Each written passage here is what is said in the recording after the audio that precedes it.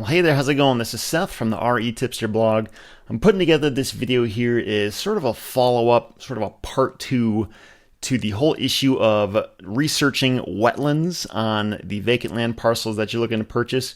I made a different video talking about something called the Wetlands Mapper. That's sort of like part 1. I'm going to link to that beneath this video in case you haven't seen it yet. You might want to check it out just kind of as a precursor to this. But shortly after I published that video and the blog post that went with it, a reader reached out to me. His name was Scott Taylor, who's actually a wetlands consultant.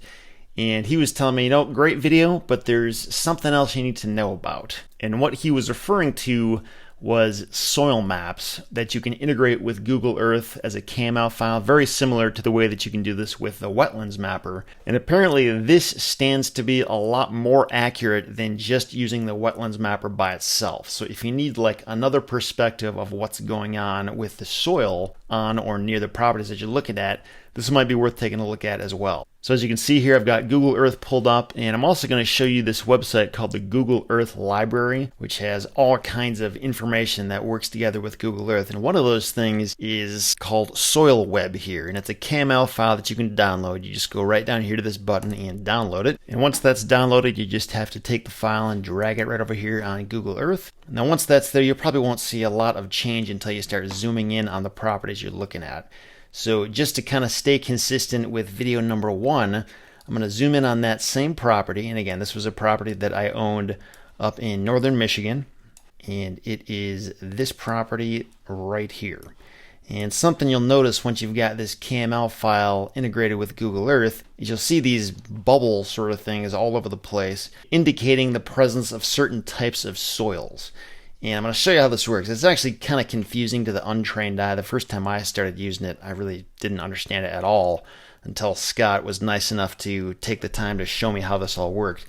But essentially, just go ahead and click on any area. So I'm going to click on this property right here because this was the one I was looking at. And if we start by clicking right here, it's going to bring this up. You don't necessarily need to know any of this stuff. This is just like a profile of the soil in that area. But if you click on this link right here, it's going to open up a new window within Google Earth. And this is what you're looking for. Right down here, the 4th line down and then the 5th line down as well. It's telling you that the dominant condition in this area is somewhat poorly draining soil. And then the wettest component is very poorly drained. And just to help give you some perspective on what this means, there are 4 different classes of soil. The best kind that you want is well drained.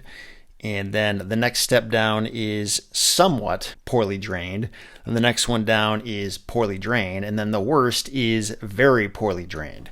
So basically what this is telling you is that on a score of like 1 to 4 stars, 4 being the best, we've got a score of 3 stars right here and then 1 star right here. And if we go back here and let's just click on a different section, let's click on this one that's right by the water and see what this has to say. Now this one says that both are very poorly drained. So this is pretty much the worst type of soil to have in that entire area. So essentially this isn't like telling us outright that yes, there are wetlands or no, there are not. But what it's doing is it's giving us some other clues to look at. And if the goal here is to try to assess whether or not there are any wetlands present on the property, there's a few things you can look at together. First of all, the Wetlands Mapper, see what that says, but then also this soil map as well. And then in conjunction with that, you can also sort of zoom in on the property and see if there are any areas of the land that are high or low. And if you've got any area here that's clearly lower than the rest of it and it's very poorly draining, that's a fairly good indication that there may very well be wetlands there. Again, it's not a guarantee. There may or may not be, but all the clues are sort of pointing in the direction where you don't want it to be. And that's just a good thing to be aware of.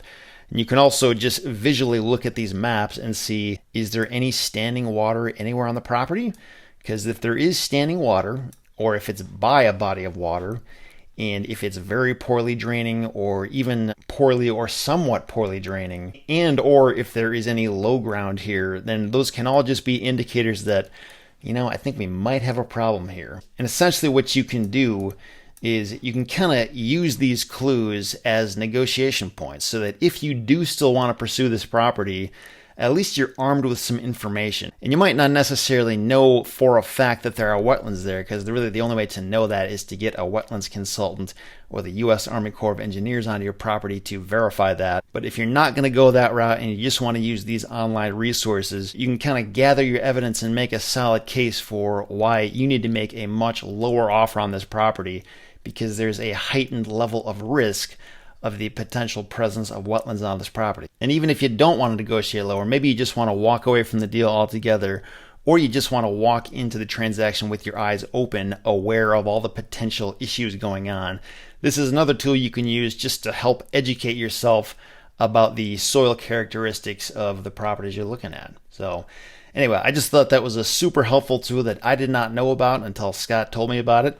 And I wanted to let you guys know about that as well. So you can use this as you're doing your own due diligence on the properties that you're looking at. So thanks for watching. Hope that was helpful. And I hope you can use this to either avoid the wetlands on the properties you're looking at, or at the very least, just be educated about what you're getting into. Thanks again. Talk to you later.